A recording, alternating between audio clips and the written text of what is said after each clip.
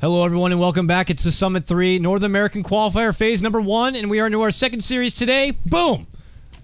Monib, or Monib Baray, the Merlini stack featuring Fog, TC, and all these huge freaking names in the North American world. Old Man Merlini, that's what we're going to call him here. Apparently Monib is one of their players. Monib Baray is the name of the team. I know it's very confusing. They're going up against Boreal Esports. This is an interesting matchup. We've yet to see this Radiant team, Monib Baray. This is their debut, Dakota. They better not blow it because a lot of people are anticipating more of a stomp. I actually didn't get to look at the Dota 2 odds here, but as we do hop into the draft here, we can probably do a bit of a sidestep to see, because this is just purely based on like theory, because this team has yet to even do anything in the limelight. This has been mostly a lot of scrim play. I've seen Ben's been very adamant on getting these scrims in, this play time. Every time I see him on my list, he's playing a game, which means that he's in some sort of scrim. He's not really left the room. He's this playing. One did not make the cut for the bets. See, that's probably for the better, because you don't know really what to expect. And he's been locked in that room. He's playing right now, like, what, a couple of feet below us, so, something you know, like that. He's making it happen. But here we go, drafted, hand and underway. Boreal's a team you can't really push out of the way. They've been around the block in that Tier 2, Tier 3 NA kind of region, have made a few upsets happen from time to time. Their star child right now seems to be 747, also known as Susie. They put a lot behind him. And see, is he known as Susie, or is he dating Susie? I see that little heart at the end, and that makes me wonder. I was told, shout out to Forrest, by the way, who helped me out with some of the information, that he's also known as Susie. Maybe it is his girlfriend, but it's another alias he does go by. Handle is an homage to the ladies, and it's all right, I got you. He's Jesus what are you doing over there? You like threw the keyboard on the freaking floor. Listen, the Death Adder or the Black Widow rather is a little too clicky, so I'm switching it up, but it's a little slippy. I got IRL Butterfingers here. Throw it. I didn't mean to hurl a keyboard across the room, but you know sometimes you got to let that rage out. Better now than during. Ben below us is like, what the hell's happening? Like, Jesus Christ! Who called in the elephants? Okay. Anyways, back to Boreal 747. They almost say is like kind of like their own personal Arteezy, like the TI4 EGRS, where they brought in this all-star pub star kind of a player, threw him in the mid lane, same like a Sumail. This is like their own little B version of that, I guess you could say. So they like to put a lot of emphasis, a lot of support behind him to really blossom in the late game.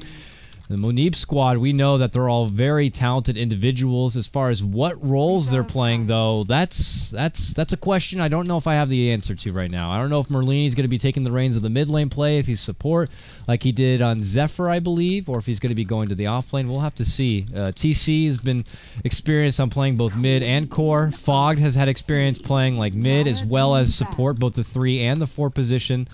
So we'll have to see where they decide to go. But let's talk about the actual picks here. Boreal open up. They get a whole Vengeful Spirit, and they go with a second pick, Queen of Pain. That's pretty intriguing.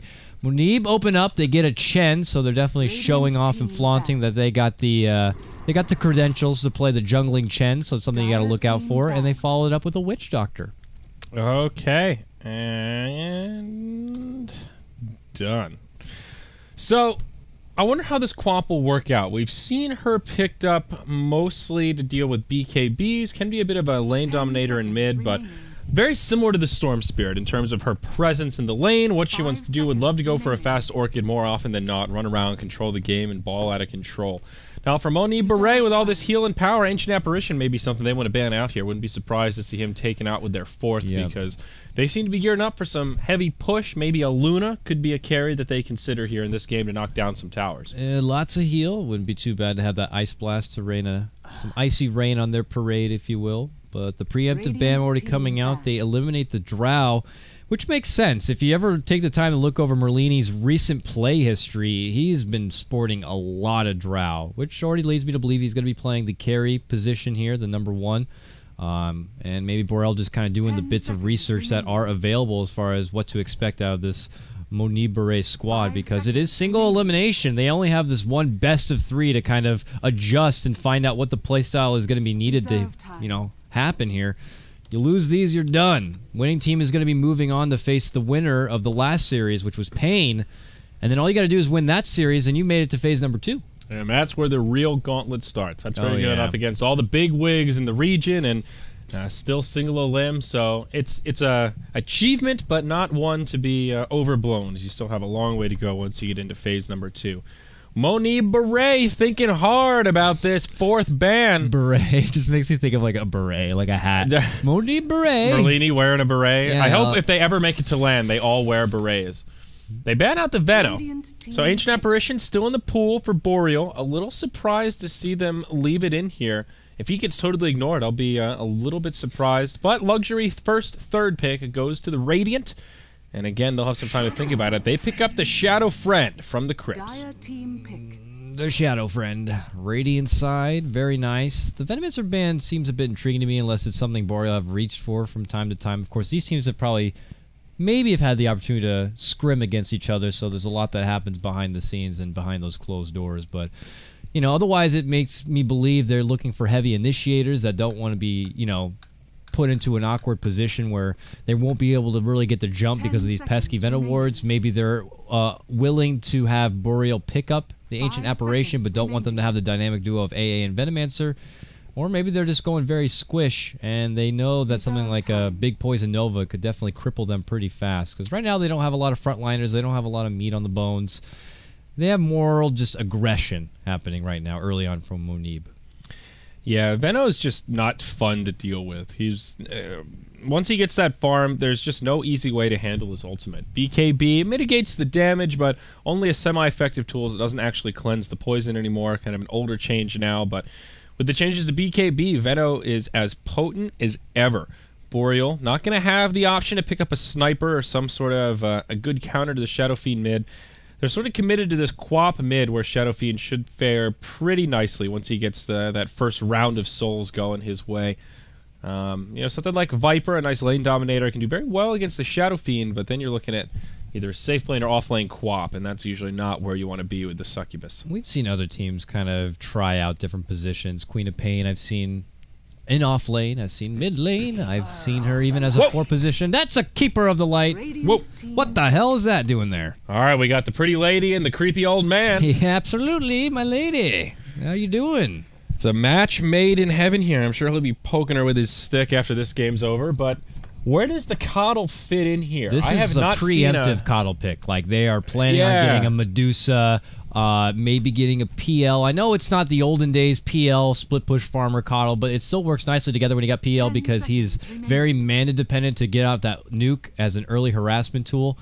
But overall, Coddle's input into the game is I'm going to move around a lot. I'm going to supply the mana where it's needed so that people don't need to go back to base, don't need to use that regen or bottle up to get it, and they can just feel more comfortable dishing out that early harassment and using those spells. So you get heavy spell users, you get Storm Spirit, you get Medusa, you get something along those lines, or someone to take advantage of that express trip. Being able to utilize that spirit form and the taxi relocate people around is certainly nice to have. He's the walking Uber. Well, the Juggy picked up by Monib Baray. We saw this duo in that first series earlier today, and boy, is it potent. If they get that farm they're looking for, if Shadow Fiend wins mid, Jug gets to farm the safe lane. You're going into that mid game with 2 hard carries that already have some momentum their way, and with the Chen Witch Doctor, some space will be created. This just feels like Monib Baray put together just the standard. Like, this is just something we see from most teams nowadays as far as where the playstyle of Dota's been and where the meta has kindly shifted. You know, first pick up Chen, they got the Witch Doctor, Shadow Fiend Jug, but okay, the Spectre grab here to be the one to run in tandem here with your Keeper of the Light. It still just doesn't feel like this meshes together well. It just seems a bit intriguing to me. Yeah, I agree. A little all over the place. You've got some good mid-game fighting potential. You got some late game, but no real ability to take objectives and a significant lack of lockdown. You're looking at Magic Missile, I guess Mana Leak counts, but not a lot in the way of stuns to try and control this Radiant lineup. No, certainly not. They could go aggro. Keeper of the Light's pretty good in an aggro setup because you're kind of put off your mark. Your safe laner for Radiant side can't really find the easy CS because you have blasts and harassments coming your way. Aggro try with Spectre? Maybe. I guess since, you know, Chen's in the jungle, you could try to get away with it, but that feels like a big risk to me. You're not going to find too many kills with the Spectre, and if you don't, then that aggro try can quickly become a little bit of a waste there. So now we're going to the back end of this lineup, Monib. We're going to be removing the offlane potential of your Tidehunter and the Spirit Breaker being banned on the side of Boreal. Very intriguing here, but it's definitely an offlaner for each side. Who are the other offlaners out there that are still up for grabs? You got your Bristle, you got your Timbersaw, you got your Doom. Banned out. Batrider is banned out as well. Yeah, a lot of the key offlaners have been taken out of the pool here. Don't want to do a Timber against a Keeper. You gotta have someone to deal with the Spectre. Bristle doesn't seem too crazy, plus you have the minus armor synergy with Shadow Fiend. Yeah, I think Bristle's actually quite good here from Monib Baray. Gives them a little bit of Roche control despite being on the Radiant. You mentioned the minus armor. Huge physical. Unfortunately, though, that would put all of their eggs in the physical basket. Ghost Scepters would kind of become the hard counter to their team outside of Shadow Raises. But could still be worth doing. Could kind of run over Boreal before they really come online with an offlaner like that. Get an early mech on the Shadow Fiend. Bristle starts cruising around. Down the clock right now. Final seconds. Maybe they already have an idea and they're just soaking up the extra time. It's a Brood. It's that surprise Brood pick. This is a Brood into a Coddle. And this is one of the few cases that I go Coddle is a Brood game. Oh, yeah? There are other options out there that could definitely do the job well. But I feel like Brood versus Coddle is one of those matchups where they sort of counter each other. Kind of like Axe Dazzle, where Coddle can push her out of the lane a little bit, kill her little spiderlings, but at the same time, if Brood ever bumps into the Coddle, that's a freebie. They really don't like this Brood, though. They even get the Legion Commander there at the end for what looks like Willies. And the nice thing for... Is it Willies or Will Ez? There's lacking another I at the end. I'm not sure how to pronounce it. But Will Easy. Will Easy. There you go. Maybe that's right. Will Easy. But the nice thing about LC here is it does give them another piece of control. You've got that duel now to try and lock people in place, which is something they were really lacking on. This will be really interesting indeed. Monib probably held onto that Brood, knew it was something they wanted to go for, and just kind of nursed the clock a bit. It's looking like they got a nice standard cookie cutter of a lineup. Boreal kind of reaching outside that box a bit, maybe looking to take Monib outside of their comfort zone, reaching for the Coddle, the early Queen of Pain grab. These are just very, very intriguing grabs, and, well, we'll see if they're going to be able to pull out what I consider a bit of an upset. I wager Monib's coming in this one the bit of the favorites, but look at this, already early aggressive movement coming out. You got your Coddle with this fancy new set from that Bloom get up. I had to get this set, of course. Leading out the charge, and they're going to go right towards the side of the Radiant here. So, off to the races we go, Zyori. Okay, we'll see if Boreal can get their prized level 1 first blood here. Monib Baray moving into position to intercept. Merlini on the jug. Looks like he'll be your safe lane farmer. Inori supporting on the Witch Doctor. He'll be nearby, but oh, Merlini, he gets caught out. Gets the Blade Fury skilled up, but already taking a blast from the Coddle as well as the Venge. They get him down pretty low, push him back into the tree line. The jug survives the initial onslaught, but Boreal will force him to chew through a lot of his regen. A Tango and a Salve already eaten, and it gets knocked off for good measure. Obviously, they would have ideally liked to have gotten the first blood there, but it's not going to happen. Merlini might just have to take the walk back for now, and they continue trucking through the woods. Now you see Inori drops down the coconut, connects a couple of times, but he's just kind of dancing with them a bit. Boreal were able to drop down the ward here, which is the magic bush, blocking out both the camps. Whoa. Very nicely done. Stun into blast. Oh, whoa. Sidestep right there. See you later. Inori is not going to be caught with that one. And now your Coddle's going to be down on some serious mana. Has to pop all of his clarities, and he doesn't even have Chakram leveled up quite yet, so this is going to be a bit of a slow start here for Boreal. They couldn't quite get the kills they wanted. Yeah, tough stuff for the old man. Out of these lanes, settle down. Fog takes Chen to the jungle. That puts Monib himself on the Swagger feed mid.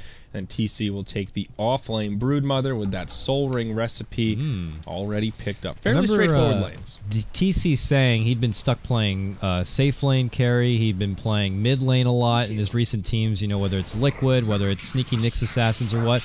But he had said personally he always wanted to play off lane. He wants to play off lane, never really had the opportunity, but now he's in the off lane. So maybe he feels more comfortable here. He's just excited to try something new, and I'm curious to see what his Broodmother has. Yeah, me too. So, Willez here. He'll take the LC to the safe lane. Who's mid? That'll be Quap against the SF. So, it will be that aggro try you were talking about. Spectre, Coddle, and Vengeful Spirit. Although Venge right now stacking Ancients. Not quite that aggro try lane, but same general idea. Spectre not really farming that great out of the gate, though. Only a couple last hits after this first wave. Yeah, we're going to have to make sure we keep our eyes on bottom, is probably that's where the action's going to be breaking out pretty fast. But top lane, TC's going to have a really good time. I mean, just the one-on-one matchup with the LC is not too shabby. He'll just be focused on getting his level 3, boosting up into his Soul Ring, and then he can kind of take control from the lane from there. I mean, he has a good ward spot to see if there's any incoming rotations, and he should be able to work with the side camps and really be a nuisance there. And if he gets what he wants out of this game, he's not going to be going too far from that top lane. Not soon.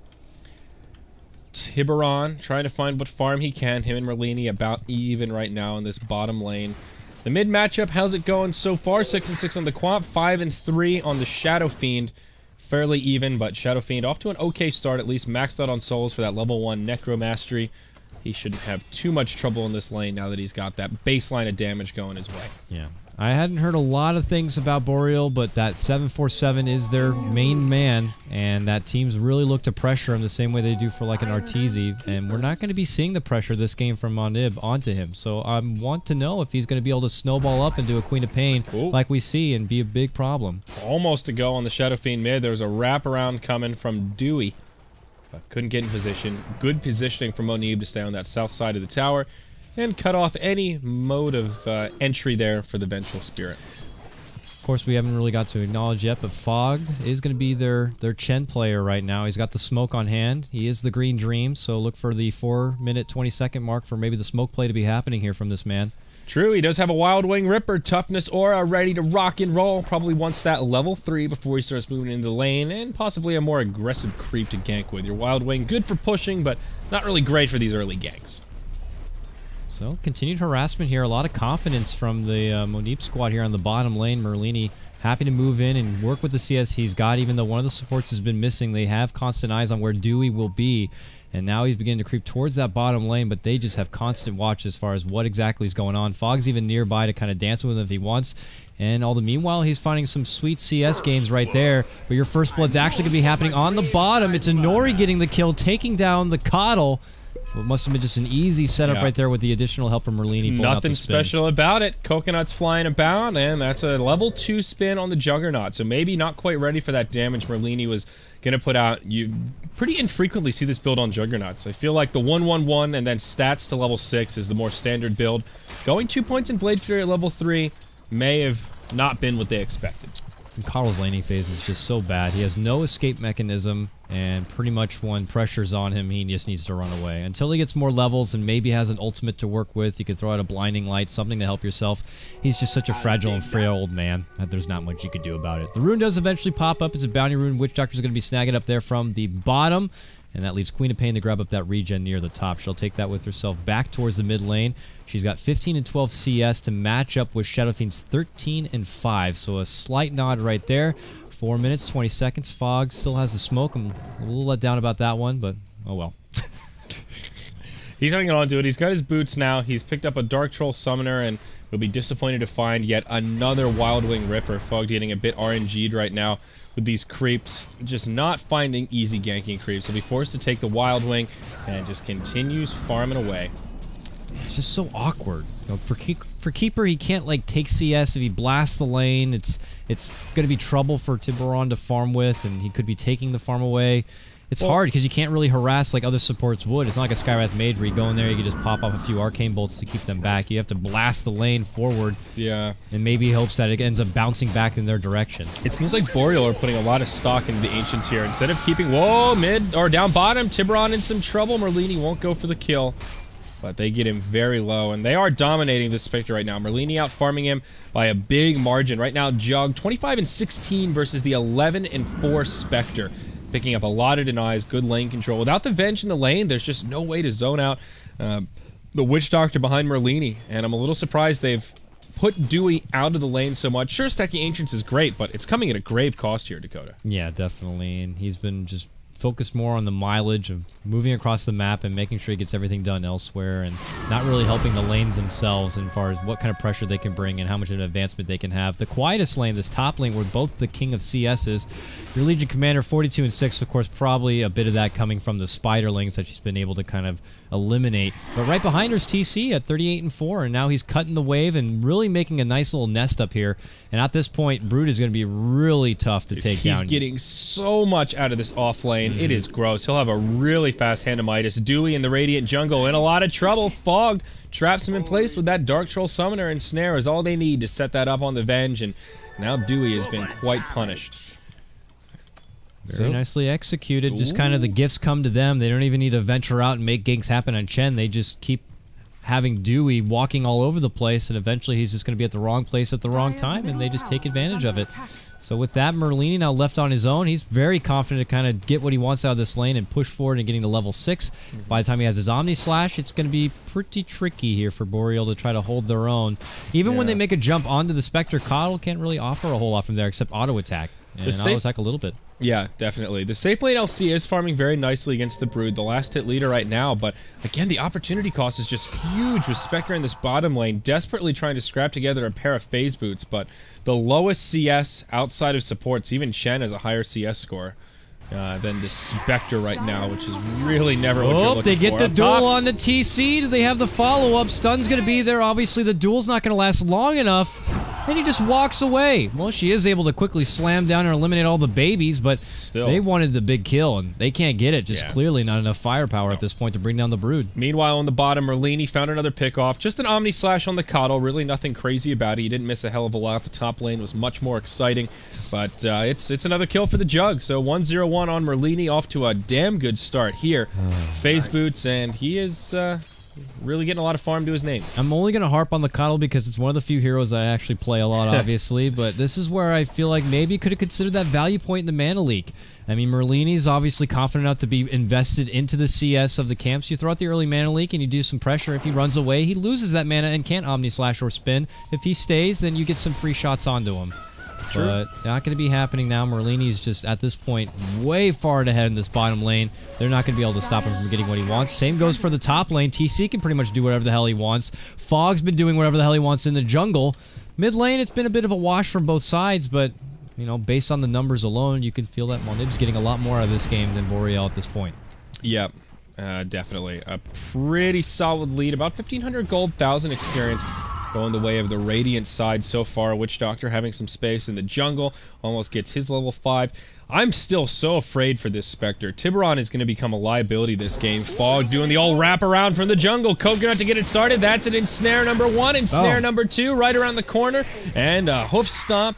War Stomp, rather, to secure the kill. Merlini gets credit for that one, but it's a Spectre in the grave, and she is so poor. Now KotL's nipping at her heels in terms of net worth farm. Man, it's a hard life right now for Boreal in this early game, and they need to consider maybe shifting things up quite a bit. I don't know if that means bringing KotL to the top to help with the Brood. You know, right now he's on ward duty. He has to make sure he gets everything down. We have yet to see 747 or Susie go away from this mid lane and try to get something done now that she has her Scream ready to go and her Sonic Wave. You know, there's potential there, but really, who's the best target? Maybe hoping to get a jump here on the Witch Doctor in the mid lane, but you have Shadow Fiend nearby. I don't think anything's going to be coming easy for them. It's already 4-0, and flawless start here from Monib Baray. We're curious how this team's going to be performing, and right now they look pretty damn sharp. Yeah, step ahead of Boreal. You would expect them to be ahead, though, having a dedicated jungler in that of the Chen, already finding level 6. Fogged has had a lot of me time here. He was slowed down with that magic bush blocked, but he has helped his team pull ahead in terms of just lane efficiency. And going back to that aggro try, still a bit of a backfire. Tiburon with only 20 CS as Merlini continues to dominate the lane down here. Going for probably a Vlad's, just has a couple of masks to his name here. Inori goes to TP out, turns, throws the coconut. They're right next to each other. Susie and Dewey, a match made in heaven. They kiss and head back to the lane. I like how he cancels the TP to know that he can get a good coconut right there. So it's like, I'll just stun you. Yeah. That's fine. Because potentially if he didn't get the stun, they could have bursted him down so fast. How much life he got? 625. There was a Sonic Wave ready to rock. Sonic Wave Scream. That's the right call to make, and they continue to have their untarnished 4-0 record for now. Boreal need to bring this one back. Dewey has eyes potentially on mid lane, but Fogg's there with his army, kind of soaking it all in. TC is just completely unchecked. At least for the Dire, they've got Willez here on the LC to soak up all that farm coming into the tower. He's getting a lot out of this lane also, but Brood is just now uncontested. 2,100 gold on top of the Midas, the leading farmer in this game. I feel like this LC's got to do a lot with this farm. Gets a nice fast Blink Dagger here at the 11-minute mark with Power Treads, but can they find kills with it? Put her and Queen of Pain together, you can find kills for sure. Let's see if they find the opportunity. They have Dust on Dewey, the Vengeful Spirit. If they get any sort of sight on the TC, they could make a jump. Right now they have eyes onto Inori, who does walk out. But they're going to plant themselves up here. The second TC shows himself, could be in trouble. And you got to remember also, they have a global factor. Spectre now level 6, can get in with Haunt. And what it might have been a struggling start for her in the lane, she can always get bits of it back through using that ultimate. All right, Merlini not going the Vlads. Goes for the Mask of Madness, keeping things standard here. Maybe a Yasha up next, but opening up some Roche possibilities for the team. Shadow Fiend, 1,800 gold. Still haven't really seen much of what Monib wants to move into. Could look for a Midas himself if they want to go full greed mode here, or could grab that more standard mech that we've seen a bit more frequently to help the team fight, or also the Yules is another farming tool. A lot of options. Already being picked up from Fog. That wager he could get the Yules if he'd like. Fog's got really good farm. He's only just a recipe away from grabbing it right now, helping out his good buddy Ben Merlini Woo on taking down this bottom tier 1 tower. There's KotL dishing out the standard defense that you'd like to get out from him. Meanwhile, down below you see supports kind of tussling over the rune. It's going to be picked up there from Dewey. And now Inori's going to get caught out with the duel. The first one of the game. The heal is there, but he still gets the victory. The last few milliseconds, it looks like. Legion Commander is going to be successful in her second duel of the game and get that 14 bonus damage, level 2 duel. Yeah, debuts the Blink Dagger and finds a kill out of it, so that's always good news, and you can make that happen. Quap TP's up to the top lane to defend the push onto this tier 1. TC with the little spiderlings knows the scream is down and will press forward to continue harassing. Mistimes it a little bit, throws a few of his spiders away, but still pressuring this lane quite hard and forcing rotations. Exactly what you want your Brood to be doing. Merlini, ooh, hit by the ponies down bottom. Okay, thought more might break out. Fogged in a very aggressive position, hiding in the fog at the moment, smoked up. The Green Dream ready to wrap around with some of the sticky. TC had eyes for Quap. I'm curious what he's going to buy here. He's got 3k gold. Is he going to just flat out buy an Orchid here? Let's see. Well, bottom though. They almost considered a move on to KotL, but he does find a tree opening. He's just trying to blast down from the side here. It's a level 3 blast, does some decent damage, but not enough to break through this army, and they're going to be able to clean out this tier 3. Jump in, they get the duel on the Fog. Nice quick win for him. Willies is going to grab up that one. Merlini has to spin the hell out of there. Boreal get back-to-back kills, back-to-back duel victories. Susie shows up, but it's a little too late. And with that, they do come out on top. And you got to remember, though, for the most part, Boreal do have the upper hand as far as numbers go in these fights. They can commit up to 5 people, while Monib constantly have TC working with the top lane. And now back in the mid lane, and Nori gets initiated on. That'll be another freebie for the Dire side. Monib going in way deep, completely isolated to enemy territory. The dagger will slow him down. Gets to the high ground, throws out some shadow raises, and, well, they just tickle Dakota. Boreal striking back and getting a lot of momentum all of a sudden. Monib Baray still holding on to a gold lead, but the Dire showing us that they're not down yet. Yeah, they even things up 4-4, and because of the early net worth and advantage from levels that the Radiant side had, they get about a 1,500 gold swing off just that pickoff alone. So big grab for them. Now Willies returns to the top, and TC moves on in, gets a couple of shots in, and hides out on the side. It looks like he's going to go down the ways of a Necro book. He already has it to level 2. Yeah. Closing into level 3 as well. He did finish off that tier 1 tower in the top lane as that fight was breaking out. So at least the Radiant side got something out of that failed series of engagements. The Quap is going for the Orchid, as you were talking about. Double Oblivion Staff up. Now just pulling up for that recipe here at the 15-minute mark. We'll have it at a pretty solid timing. TC scouting around the jungle. Sentry Ward comes down. He might need to be a little careful here. He does walk into it. They see him. He's getting pigged out. Magic Missile. There's your blink forward. Duel's going to be there. This could be the end of the TC. Can they splat this spider to get the bonus damage? Oh, heal from Chen. Makes it, well, still a death, but at least the LC does not get victory duel damage there. Yeah, still going to be a takedown of your pesky spider, but he has been creating space to allow his team to move on forward in this mid lane, and they grab another tier 1 tower. This is creating more space for them to maybe sneak on and get a Roche done, because Merlini is damn ready to do it. Mask of Madness, Yasha already together, plus they have Chen in his army. Any chance they get, they would love to move into that pit and get it done. But first, they got to maybe come on top in another skirmish here before they can work with it. Or maybe get TC back in the top lane, force Boreal to have some rotations up there, and then they can make moves. Yeah.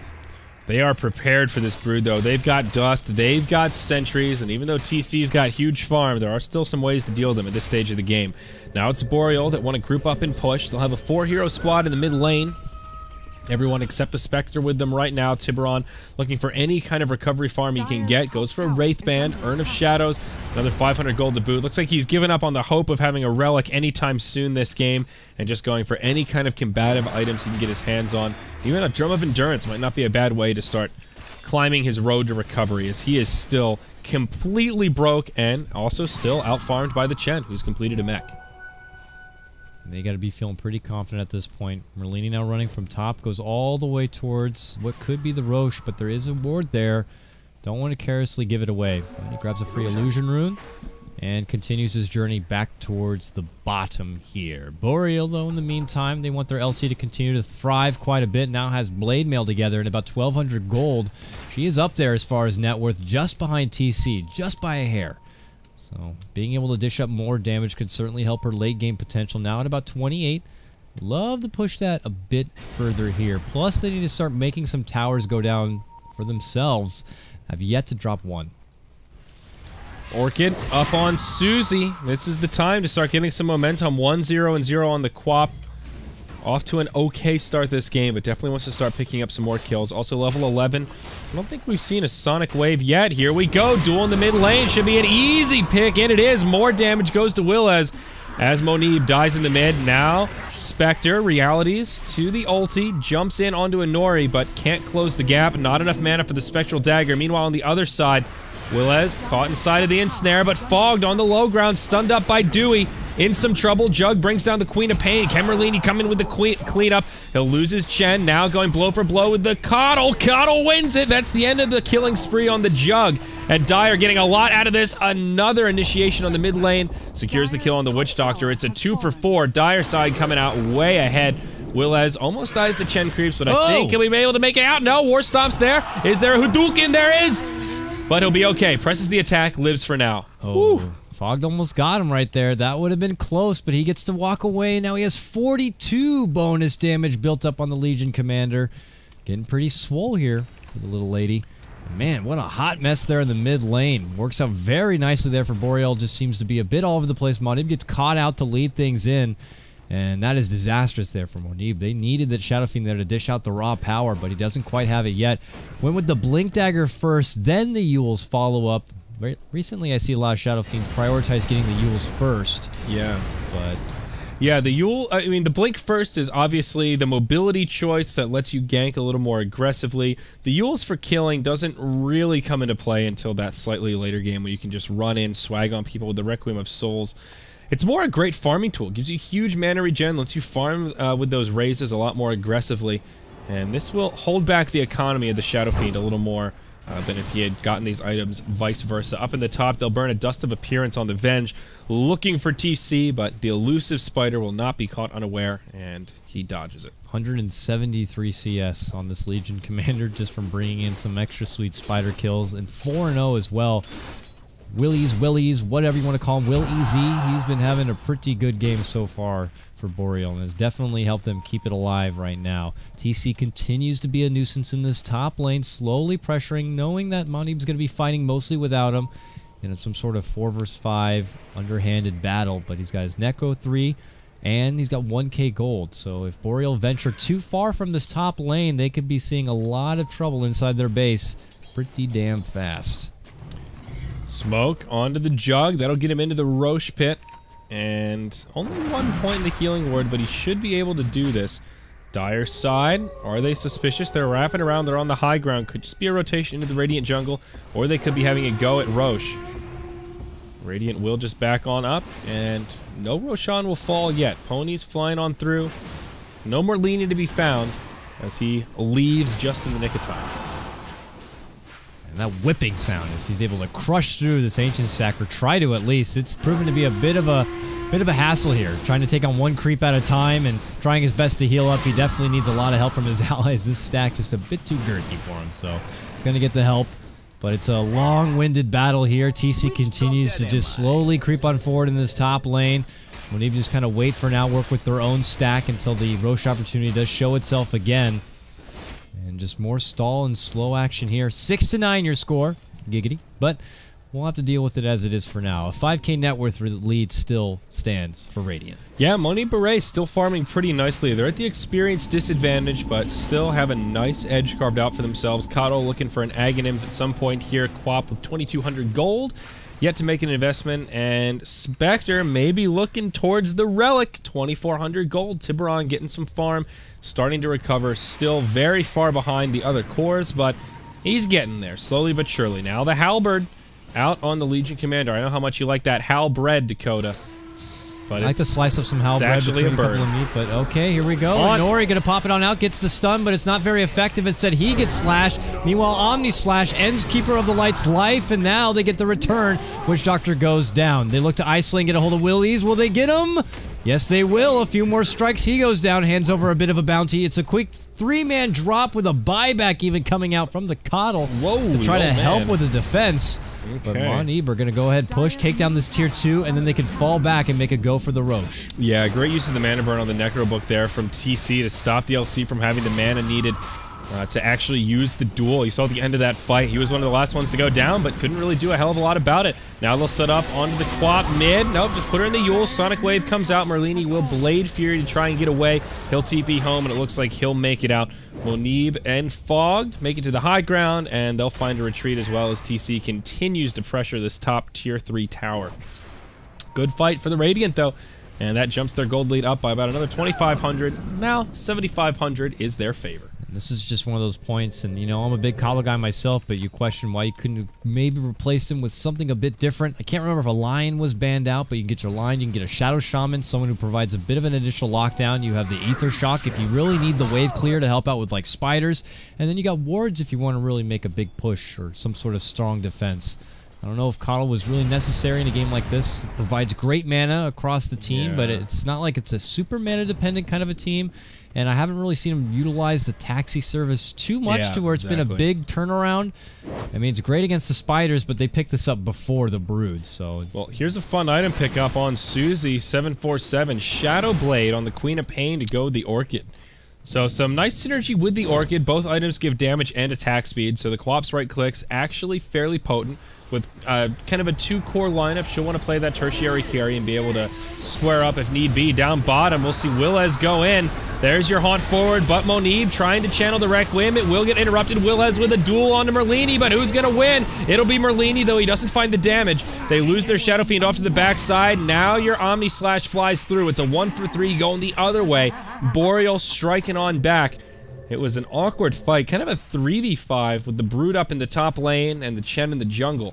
Yeah. Obviously not what Monib Baray were hoping for, as the Dire pick up a 2,500 net worth gain. And they did that without Hand of God being available, and like you said, without Fog being there, they don't have their mech. This is essential healing power that they certainly need when they're getting stuck in a duel and stuck against all that spread of damage that Queen of Pain's bringing in, plus the Spectre. And, well, with that, they're able to come out on top. He prolongs the duel quite a bit, eventually gets it onto Merlini. I don't know if he was aiming for Merlini or if he wanted to try to get the Shadow Fiend before he was able to dish out the Requiem. They were, like, right on top of each other, but he ends up getting Merlini, and, well, they end up bringing him down. It costs them a little bit, but like I said, you know, Monib are going to be doing these fights short-handed as long as TC is doing work here in the top lane. Yeah, absolutely. So they get a tier 1 tower in the bottom, like you said, tier 3 up top, down to about half health. Constant pressure coming from TC. He's still farming very nicely and being a big irritant around the map. Looks like Assault Cross will be his next item pickup to enhance that pushing power even more. Whoa. Yep, that happened somewhere. Bottom lane. 747. Quick an pick easy, there. Quick kill, taking down the Witch Doctor, the easiest succulent target that you can have in Monib. It's just unfortunately looked like they crossed paths at the bottom of the river, and Queen of Pain wasn't going to let him get away easy. Yep, she's been going hunting with that Shadow Blade and finally gets some deer antlers up on the wall. Shen looking for an Aghanim. It's about 1,200 gold off, and Merlini picks up a Manta, probably a Scotty on the horizon now with another Ultimate Orb already in tow. Dire in a pretty good spot right now. 14-10. It's still the Radiant with the gold advantage. But Boreal showing that they can take these team fights if they get the right way to initiate. Looks like Susie will get Aghanim's next, so Quap with that super short cooldown ultimate will have a little more pure damage to throw around. Looks like now it's going to be Boreal going in for the Roche. And, well, with this, they get a nice little boost. Your Radiant's going to be complete on your Spectre. They're doing it with the Wave. They don't have Medallion on the hand for Dewey, but they don't really need it here. The right-click damage coming out from Susie and Will alone are going to be enough to bring down the Behemoth. So they get that down. Age is going to be picked up for the Queen of Pain. Lots of utility with that. Having a Queen of Pain be able to come back with full resources at the ready. Okay. Well, very nice. Maybe an even bigger item pickup is the Radiance on Spectre. Ooh. Tiburon has recovered a 26-minute Radiant. Certainly not the timing you're looking for, but I guess recoverable. This is his big farming tool. He's about to surpass the Shadow Fiend. Monib really not farming that quickly here. He's picked up the Yules, now looking for the BKB, but he's still pretty low in the pack in terms of raw net worth. Yeah, and I've yet to see a destructive Yules Requiem follow-up that I like to see when you get these together. Not really easy targets here. Not even. You have to make sure your timing is impeccable when you're going against something like a Queen of Pain, Legion Commander with the Blink, even a Spectre with her Haunt. So you got to make sure you're able to catch a hold of a flimsy support. But if you're a KotL in this kind of game, you want to make sure you are in the dark as much as possible.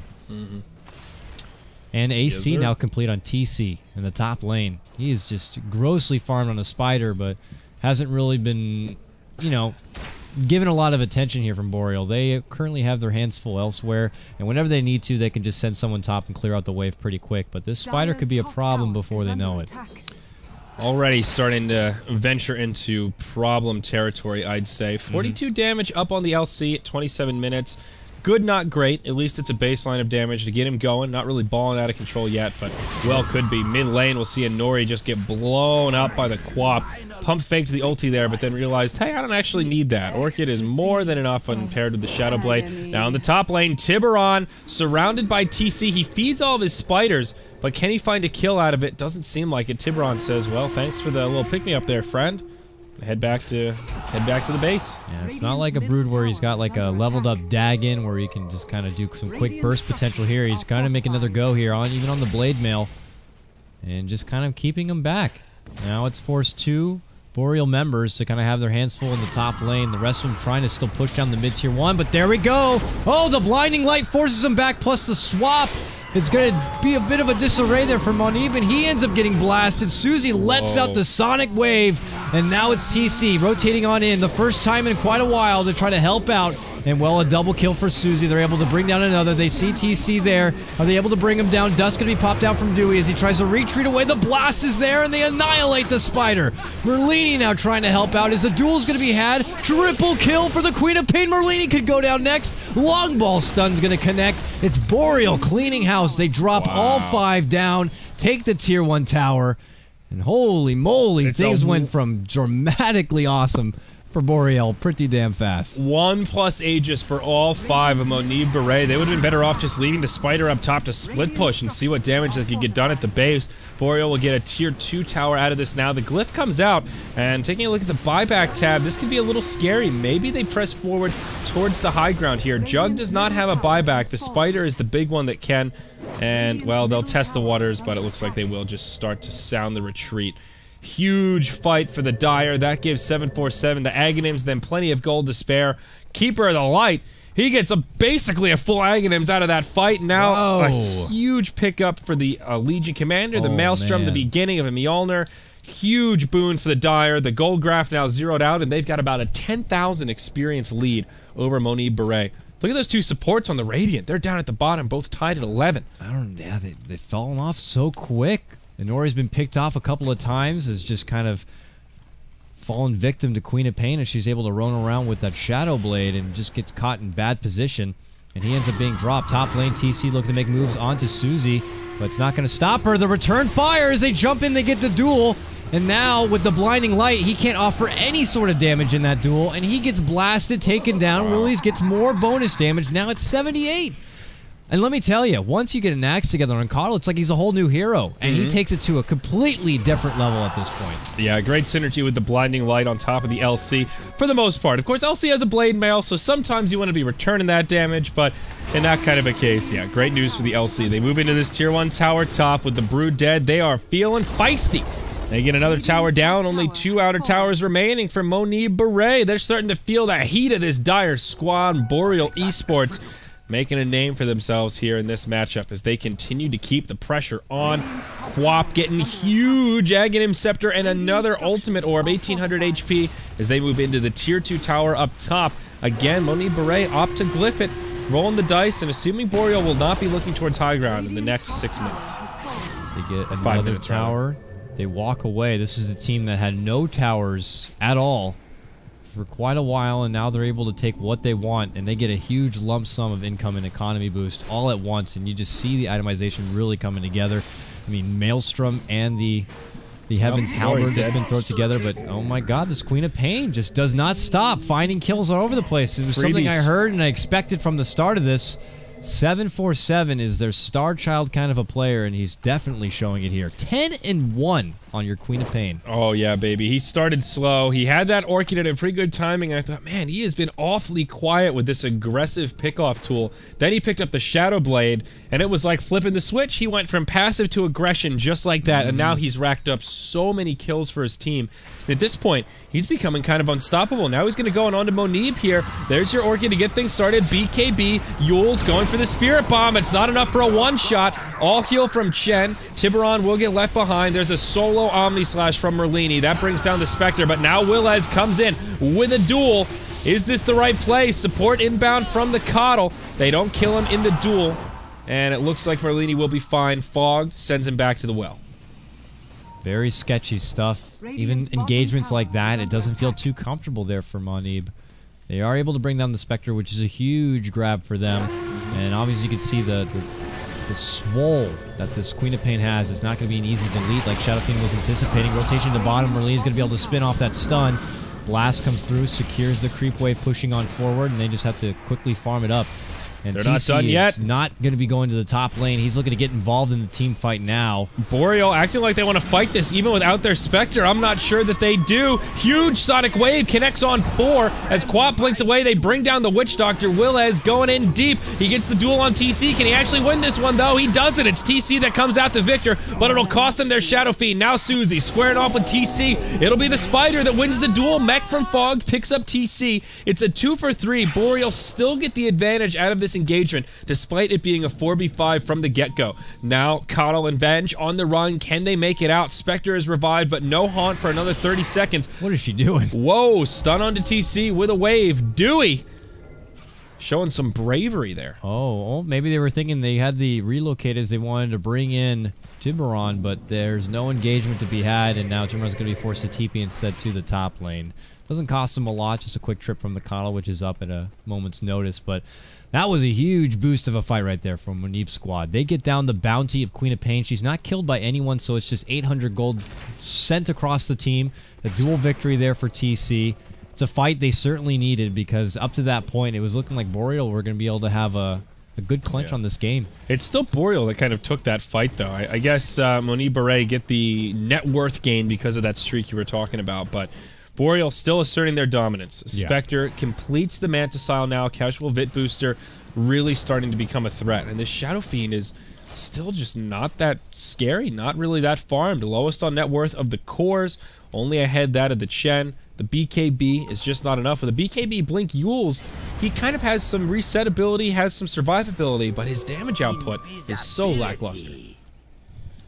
Yeah, very unfortunate. But now we'll see. Monib, what's going to be the next game plan? Potentially stalling out for when the Roche comes up, and they could sneak it there. They're already scouting it with the Spiderlings, as it is for now. But Boreal, they're the ones that have proper vision. I mean, with this KotL having Aghanim's, especially during daytime, he will easily see in and out of the pit. No problem. You got to remember the blast is now a heal, so it's almost like a mech in its own right with each blast. Big sustained power there for Boreal. Can't forget about that heal with the Aghanims. Quap will be going for a Scotty, I believe. That's the double ultimate orb up, so only about 800 gold away from completing the big bad snowball thrower. Merlini's already picked up his. Manta Style as well to boot. There's your BKB on the Brood. Items starting to come together from Monib Baray, but are they enough to turn the tides in these team fights? This Quap with an Ags will still do a lot of damage despite BKBs being online. Feeling pretty aggressive here. They put down this ward in the Boreal jungle. I guess creating a little space for Merlini as he pushes that top lane. They get it closer and closer towards the high ground area, but maybe just kind of diverting the attention elsewhere so they can try to sneak something towards the pit. But it's Boreal who are also pressuring here on the bottom. You see Willie's here nearby. He's actually going to TP back to the mid lane as it is for now, but Susie's not going to be pulling back quite as quick. I say that, but then she blinks away. Like she wants to get the hell out of there, so... Yeah, things really slowing down here as we get towards the latter part of this mid-game. Both teams just grouped up, trying to finish off their last round of core items. Some of the poor supports looking towards their Aghanim Scepter. Willez juked out by an illusion there. Ends up using his duel on it, unfortunately for him. But, well, not the end of the world. A relatively short cooldown. Yeah, and it does not look like Monib are going to be taking a fight before the cooldown is expired. At least not yet. Monib waiting in behind. He's got a helm on hand here. What could that be? So, well, he had a Mask of Madness, I thought, before. Is it an HOD? Yep, there it is. Oh, there it is. Okay. It was just a helm on its own. I thought that was so intriguing as it Armlet is. Shadow Fiend. Why not? I don't know. Merlini would make the call for an Armlet PA. Why not, right? There you go. Down in the bottom lane, Chen's got a big bad Granite Golem as Susie just clears out the creep wave and starts chipping at this tier 3 tower. And Nori will be back there to push him back, and after a few TPs, the Quap will feel her job is done and blink back to farming the Radiant jungle. Dire may be thinking about Roshan here. They are grouped up about the pit. They've got the Venge with the minus armor. At that same moment, there's a smoke being popped out from Radiant side. They're going to beeline it right there. See them even drying it out on the map, but will they make it in time? This Rosh is going down so fast, I don't think they'll be able to contest. They're not going to make it. If they do, it'll be right at the last second. Necro units in the front lines. TP out. Rosh goes down. Quap gets the Aegis. Away. If they make a fight happen here, they could win it. But then they quickly recall him. Though. They could recall him. They will. There we go. Dewey, he's got himself a Ghost Scepter. That mitigates a huge amount of damage from Merlini's ult. Now he gets swapped back. Merlini completely isolated his team, leaves him high and dry. He gets blinded, stunned, and now brought down. The duel for a bit of bonus damage onto Willez. Not so good for Monib Baray. They lose their position 1 and they hand over the Rosh. Merlini does have a buyback here, but I think Boreal are going to go beeline it straight to the Radiant base. Like, I don't even know if it was like additional mind games. Like, Monib Baray have this ward by the pit. Maybe they saw LC TPing out and were like, we could take this fight. And then Carl's like, I'll just bring her back. No problem. Yeah. Brings him back in and they get the fight turned around. Merlini goes a bit too ham right there, and well, his Omni Slash ends up not working out so well. They quickly isolate him, take him down, and yeah, they're going to pressure this bottom lane, at least try to force out the Jug buyback, get some damage on this tier 3. It's Boreal looking to bring out a bit of an upset here when we were expecting big things from Monib Baray. It's a shaky game number 1. Boreal looked pretty damn sharp as it is for now in the back of this Queen of Pain mid game. Willie's now bringing in the serious right click with 96 bonus damage. The tier 3 drops now. Rack's in trouble. Glyph's already been used. Still no buyback used on Merlini. Looks like he'll hold it and just let the barracks fall. I don't know if this is the right play here. Perhaps it is. He doesn't have his Omni Slash, so perhaps influencing his decision not to buy back, recognizing there's only so much you can contribute to the fight. But that is a lane of barracks down, and now Boreal pull way into the lead. 12,000 gold, about 20k net worth. They are off to the races here. It's a very interesting draft and lineup, but they seem to be making it work for now. It was definitely a shaky start for Boreal, but things have suddenly just really worked out for them. Their Dark Horse, their Spectre, is really going to be able to bring in some world-class kind of items here momentarily. Manta already complete, Radiant's done, looking to move on forward towards the Heart, which could be here already. It is. Oh, goodness. This Spectre is really farmed. Whoa, and an Aghanim Scepter on the Vengeful Spirit. Whoa. That's going to be another swap down to a 10-second cooldown. Dewey's going to be flipping and flopping all over the place. A McDonald's employee. It's just absolutely ridiculous. Oh, yeah. Well, they add the pressure to top lane. Monib Baray, we got to consider what plan B could be at this point, as they've been unable to really push themselves into the base. And at this point, Boreal have tremendous wave clear. I mean, a Sonic Wave at any point with a low cooldown as it is. You can just use it to push out the waves at a moment's notice. Very scary stuff. And now 747 been able to throw together a Scotty, the right click. My goodness, this lady. It's so destructive. Yep. She is a hard hitter. 4,000 gold. Whoa, they're going to bump right into TC. That's a duel. Is this going to be easy damage for Willez? It is. Even the all-heal baited out. Now the fight breaks out. Big Sonic Wave. Monib goes down with his BKB on. And Nori channeling an ultimate, but broken up by the blinding light. Now they hop forward. He's dead meat. Fogged won't make it out either. It's a 4-0. Boreal steamrolling over Monib Baray. I said Bo-Ray, but it's Bore. Regardless, it's Dead Ray. They GG out. Whoa, that's it. Man. Whoa, daddy. Boreal shutting down Monib Baray at every turn in game number 1. What an impressive display. That was a strong start, too, from Monib Baray, man. They had a lot going for them. They showed lane dominance. There was Spectre was under farm. Merlini got huge farm. TC could do whatever the hell he wanted in the lane. It was just the second that 747 got that Shadow Blade, it was like, it's go time. Yeah. It's go time. It's like that was their secret weapon. They were playing a little bit of the, you know, the tech strategy at first. They hit that critical mass, their tier 3, what have you, and then that Quap just unleashed Hell's fury. I was thinking, Hell hath no fury like a woman scorned, since Quap is indeed a pretty lady. And she unleashed some serious fury that go around. MVP 747 or Suzy putting together a 14-2-9 record. Very impressive. And even the LC as well put together some fantastic damage. Boreal showing that they're no shove over. We don't care who you are, Monib Baray. You may have been scrimming, you got these big names on your team, but you got to be able to play the game of Dota. And Boreal show that. So with that, wraps up game number 1. Yeah. Boreal get the win, but it's not over yet. It's a best of 3. We'll see if Monib Baray can bounce back in game number 2 to even things up and take it to a game number 3. I'm KotLGuy. That's Zyori. We are...